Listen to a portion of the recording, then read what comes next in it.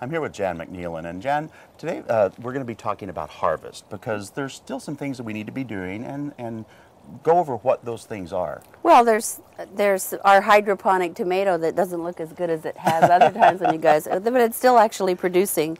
And there's some green tomatoes left in our garden and certainly here as well. You can keep picking the ripe ones, the ones that are just barely starting to turn, pick those, and the ones that are translucent green, they will turn red. If you just pick them and put them in a box, don't have them touching each other so they don't, like, if they start to rot, you won't lose everything.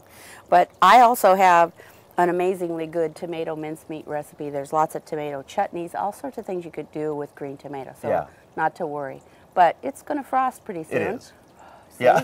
My breath is showing that it's a little cool this morning, and so pretty soon we aren't going to have a choice. So get them while they're getting get good. Things picked. Now you also have some beautiful beans here. Yeah, I just want to talk about my favorite out of the vegetable garden this year. It's Della Fave pole beans from New Dimension Seed, and I just thought they were great. And what's neat about it is that they're a great big broad bean. But you'd think that once it got that big, it'd be tough or stringy, and they're not at all.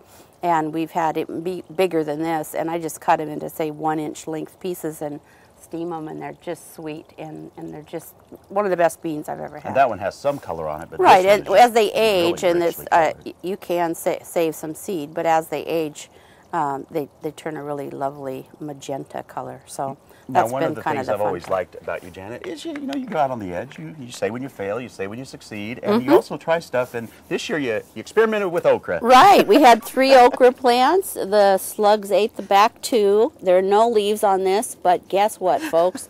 We have 1 okra. That is a and harvest I'm going to harvest of, the okra right now if I can. If you can, there you go. So that's the okra crop. And you're going to make a whole meal out of that? We're going to cut it up really small.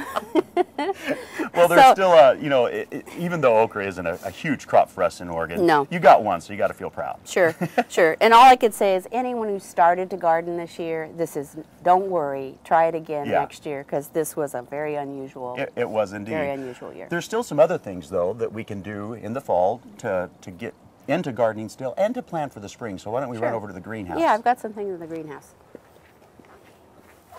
Now, I'll tell you what, Jan, this is your cobea, cup and saucer vine, and I hear that you and Mike Darcy used to have a little test of who we would used get to do. first. We used to see who could grow the tallest spider plants, who could grow the cleomes and vines, etc. And so this year, I haven't had any in quite a few years, and I didn't really think that they would even bloom because it's been a late season, but they did. Yeah, they're and absolutely it's one of the most beautiful, fun annual vines you can put in. Well, you get a lot of bang for the buck. Yeah, because you the do. Blooms are it's just pretty lovely. spectacular. Now, speaking of blooms, we're going to discuss bulbs a little bit and what we're doing with them. Well, I went berserk sort of this year with ordering bulbs and tulips and daffodils. I had a group order with the neighbor and my daughter, and so we had quite a few. I just want people to know that if they get the bulbs, they don't have to grow in the ground the day they get them. No. Any time between now and, say, December, they can put them in. If they forget them, and it's like February, it's better to put them in the ground than leave them in the garage. So, so get them planted as soon as you can. And then also, with the bulbs come a lot of really good, quick reference planting material that don't forget to look at. Yeah.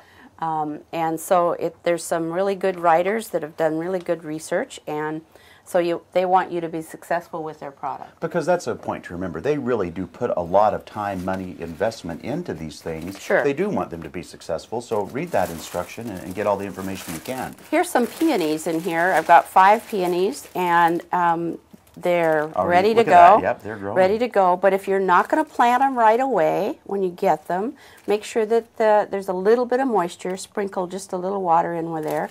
Save them. And then what I've been doing is keep them away from light, because if those roots hit light, they're going to start to grow. And you don't want that. You want to get them in the ground, and then they'll grow in the spring. So it's just one way I've done it to keep the light off. Now, quickly, I remember last month you cut back a hibiscus. Yeah, that great big hibiscus. Look at all the new growth that's already there. Now, knowing what's here, I'm going to take this in the house for the winter, but I can cut it clear back down, and look what a nice plant that's going to give. And here, this little one plant has produced about 60 to 70 blooms this year. That's amazing. Just since spring. There's a reason why people love hibiscus. Yeah, they're great. They're great. So, and the basil's going down, and what we were talking about earlier, in a way, you can hardly wait for that first frost just so we don't have to worry about this anymore. Yeah, it's so true. Well, you know, just because we're heading into fall and it's getting colder out doesn't mean there's not a lot to do in your garden. And thanks to Jan, we know the tips to follow this month. Thanks so much, Jan. Sure.